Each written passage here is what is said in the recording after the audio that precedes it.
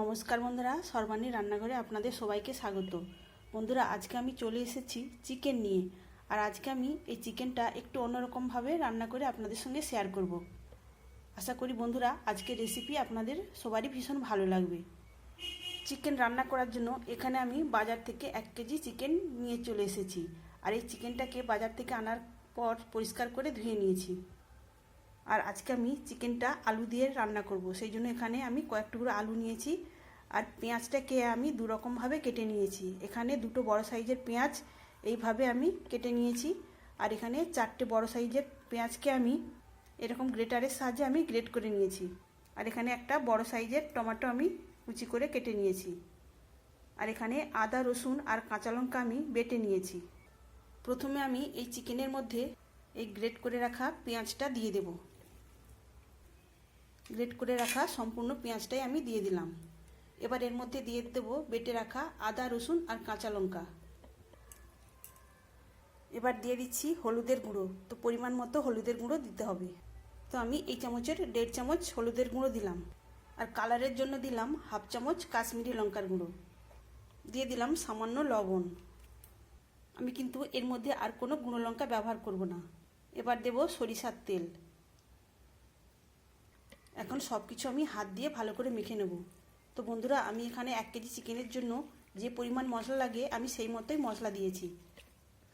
আপনারা যদি কম বেশি চিকেন নেন তাহলে সেই মতোই মশলাটা দিয়ে এইভাবে মেখে নেবেন। তো বন্ধুরা, আমি এর মধ্যে লেবুর রস দিতে ভুলে গিয়েছিলাম। এখন আমি এর মধ্যে লেবুর রস দিয়ে দিলাম। এখানে আমি প্রায় 2 চামচের মতো লেবুর রস দিয়েছি। লেবুর রসটা দেওয়ার পর আমি আবারও ভালো করে মেখে নেব।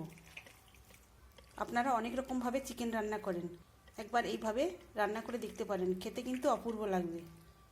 এখানে আমি সমস্ত মশলার সঙ্গে চিকেনটাকে খুব ভালোভাবে মেখে নিয়েছি। এখন আমি 15 থেকে 20 মিনিটের জন্য ঢেকে রাখবো। এখানে আমি এই চিকেনটা 20 মিনিটের মতো ম্যারিনেট করে রেখেছিলাম। এখন আমি এই চিকেনটাকে রান্না করে নেব। চিকেনটা রান্না করার জন্য আলুটাকে ভেজে নিতে হবে, সেই জন্য আমি আগে কিছুটা আলু ভেজে নিয়েছিলাম। এখন আরেকটু আমি লাল লাল করে ভেজে নেব।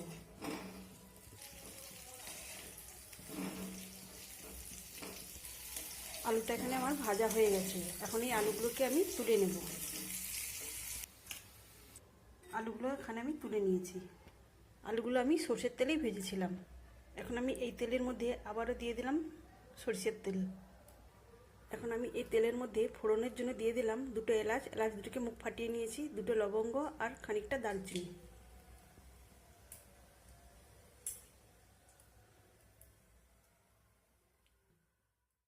আর দিলাম তেজপাতা। ফোড়নে সব কিছু ভেজে নেব।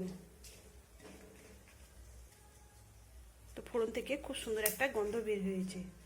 এখন আমি এর মধ্যে দিয়ে দেব কেটে রাখা পেঁয়াজ। পেঁয়াজটাকে নেড়ে চেড়ে একটু হালকা করে ভেজে নেব।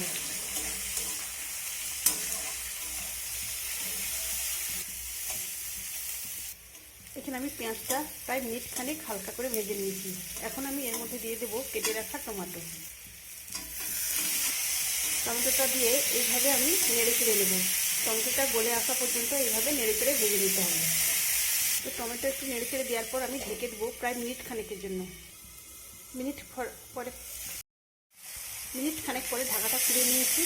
আর এবার নেড়ে চেড়ে আমি ভালো করে আরেকটু কষিয়ে নেব।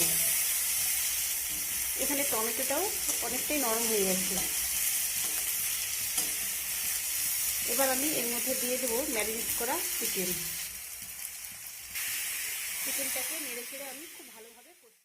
তো চিকেনটাকে একটু নেড়ে চেড়ে নেওয়ার পর আমি এখন ঢেকে দেবো মিনিট 3 জন্য। আর গ্যাসের ফ্লেমটাকে আমি মিডিয়ামে করে দেবো। মিনিট 3 পরে ঢাকাটা খুলে নিয়ে আবারও একটু নেড়ে চেড়ে নিলাম। আবার আমি 2 মিনিটের জন্য ঢেকে দিলাম।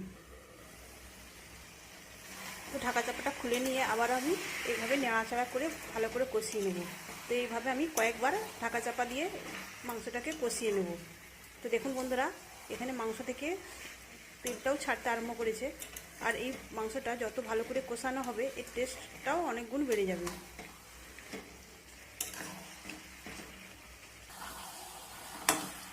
তো বন্ধুরা, এখন আমি এর মধ্যে দেওয়ার জন্য নিয়েছি চিকেন মশলা। এখান থেকে আমি 1 চামচ দিয়ে দেবো, আর দেবো 1/2 চামচ গরম মশলার গুঁড়ো। এখানে গরম মশলা আর চিকেন মশলাটা দেওয়ার পর আমি আবারও ভালো করে কষিয়ে নেব। আর দেখুন বন্ধুরা, এইভাবে কষাতে কষাতেই কত সুন্দর দেখতে হয়েছে রঙটা।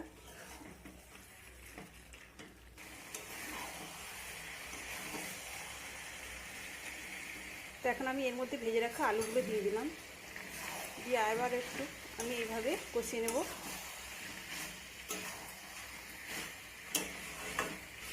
আর দেখুন বন্ধুরা, এখানে কালারটাও কত সুন্দর এসেছে। আমি কিন্তু এতটুকু গুঁড়ো লঙ্কা ব্যবহার করিনি, শুধুমাত্র কালারের জন্য সামান্য কাশ্মীরি লঙ্কার গুঁড়ো দিয়েছি। এখন এর মধ্যে আমি দিয়ে দেবো জল। তো বন্ধুরা, এখানে জলটা দেবো। জলটা আমি আগে থেকে গরম করে নিয়েছিলাম। যে কোনো রান্নাতে যদি গরম করে জল দেওয়া হয় তাহলে সে রান্নার টেস্ট অনেক গুণ বেড়ে যায়। তো বন্ধুরা, এখানে জলটা আপনারা যেমন গ্রেভি খেতে পছন্দ করবেন সেই মতো দিয়ে দেবেন। আগে যেহেতু লবণটা দিয়েছিল, এখন তাই পরিমাণ মতো লবণটা আবার দিয়ে দিলাম। তবে বন্ধুরা, অবশ্যই লবণটা দেখে দিবেন। এখন আমি রান্না করে নেব 10 মিনিট। আর গ্যাসটাকে মিডিয়ামে করে দিয়ে আমি চিকেনটা সেদ্ধ হওয়ার জন্য 10 মিনিট রেখে দেবো। আমি এখানে চিকেনটা 10 মিনিট ঢাকা চাপা দিয়ে সেদ্ধ করে নিয়েছি। আর এখানে চিকেন আর আলুটাও খুব সুন্দরভাবে সেদ্ধ হয়ে গেছে। আপনারা এইভাবে চিকেন রান্না করে ভাত, রুটি, পোলাও যে কোনো জিনিসের সঙ্গে খেতে পারবেন। তাহলে বন্ধুরা, আজকের চিকেনের রেসিপি আপনাদের কেমন লাগলো অবশ্যই কমেন্ট করে জানাবেন। আর ভালো লাগলে একটা লাইক দেবেন।